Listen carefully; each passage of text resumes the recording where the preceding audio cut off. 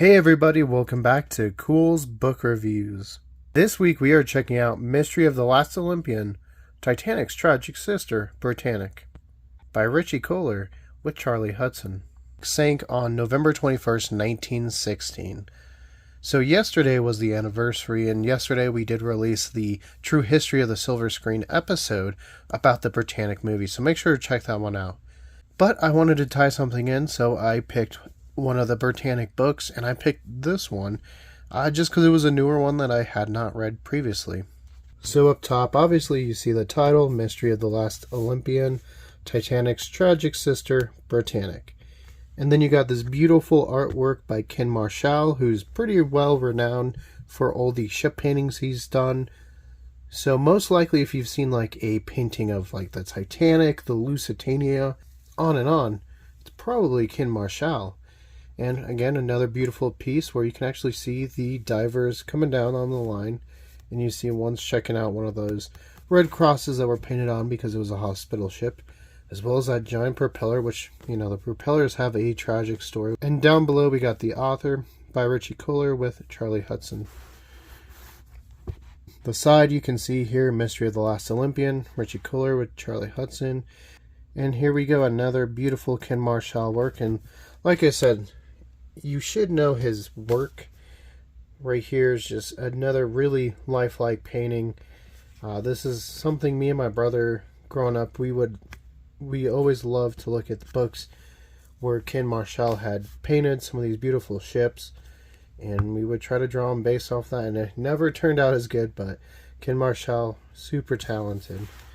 Right here you got some more details, and we got a picture of the author Richie. And if you guys kept up with the channel, we did a previous Culz Reviews episode on Titanic's tragic sister, Britannic, in which Richie was in.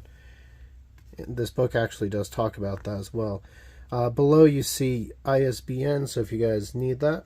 As far as the story is concerned, it goes to page 169. Now there's a lot more of the book, as you can see here, with the appendixes, which just give lots of great information. Obviously, it's kind of a set aside from the main story, but definitely worth looking into as well. Now, the book is set up pretty much like a traditional book, lots of words, but we actually got 3 different sections. You can see we're on one, and then one in more the middle, and one in the first third, of different pictures, obviously when it was being worked on, and now what it looked like at the time when it was sunk. And like I said, just some beautiful pictures that really help give life to the story. There's Carl, which we'll talk about. And there's another picture of kind of how Britannic looks like today. Jacques Cousteau, obviously very famous explorer. Going back, because Violet Jessup, you guys probably should have heard yesterday in our True History of the Silver Screen. Violet is a person we've talked about, as she was also on the Titanic. So kind of interesting story there as well. So this book does cover a brief history of the Titanic, Olympic, and obviously more of the Britannic, but just kind of gives a backstory of the 3 Olympians, as they were called. The Olympic was the only one that went on to survive. Obviously, the Titanic today is very well known for what happened on its maiden voyage. It sank after hitting an iceberg. And then Britannic, which was originally called Gigantic, was kind of like that third sister that doesn't really get talked about a whole lot. More than Olympic, I will say. I mean, still unluckily, because 30 people died, but luckily it wasn't carrying its full capacity of wounded. It was actually on the way to pick up a bunch of wounded, and had it hit the mine after that, I mean, the loss to life would have probably been a lot worse than even Titanic. And that's another thing the book talks about, is the mine versus torpedo. For a long time, I mean, I remember there was a Nova documentary where they had the survivors, and a lot of the survivors said torpedo. And I guess that was kind of for the times. A lot of people, especially after the Lusitania, didn't put it out of the realm that, you know, one of these ships would have been torpedoed. But I think with today's kind of research and looking at the wreck, it does seem more like a mine is what caused the sinking, as well as just kind of a perfect set of mistakes. It looks like the doors didn't close. Now, if that was due to the people running out of the bunkers after the explosion, just out of panic, I think, like much anyone would. Or, perhaps there was something faulty after that explosion, something in the system that didn't cause it to close. And then you also had the windows open, the portholes.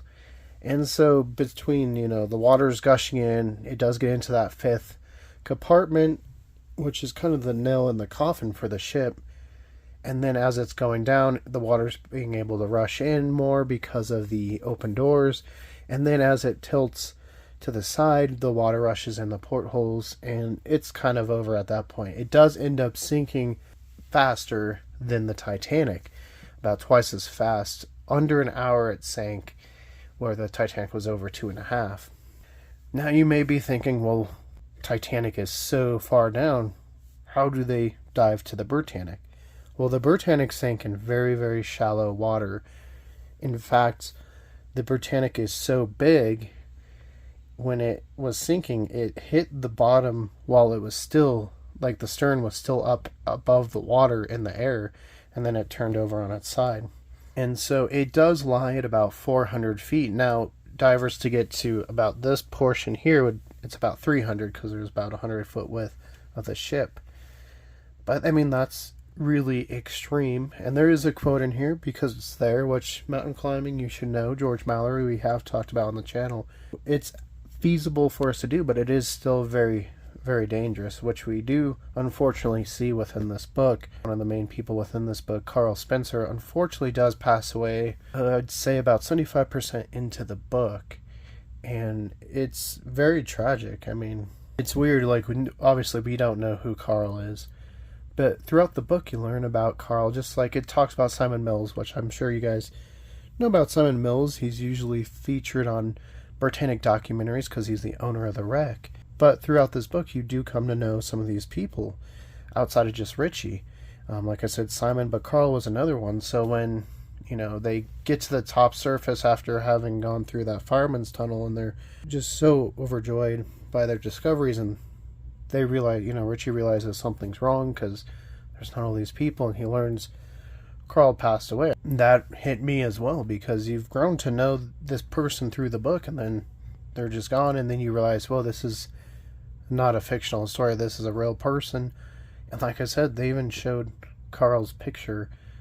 So very tragic experience. But with the rest of the book, it's really pretty fascinating. I think it's well written. For a lot of it, I could say you could picture yourself in the situations. At least I could picture myself diving and just going through the wreck, and there's so many great descriptions.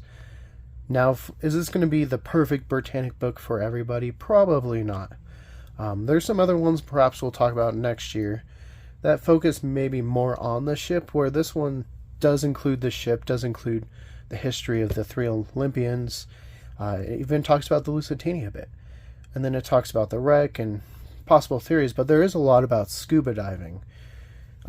Which obviously, that's how Richie gets down there. So, it makes a lot of sense in my eyes, but I'm just throwing it out there because perhaps it's not everyone's cup of tea.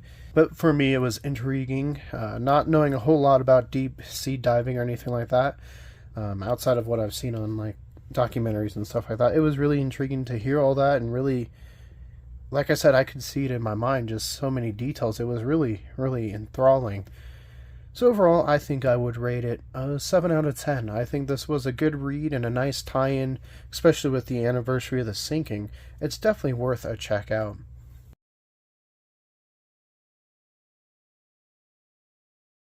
So if you want to see more book reviews, click that link to your left. If you want to see more about what we're doing here at Culz Paranormal, click that link to your right. And don't forget to hit that like and give us a subscribe. And let us know, have you read The Mystery of the Last Olympian? And what is your favorite book about the Britannic?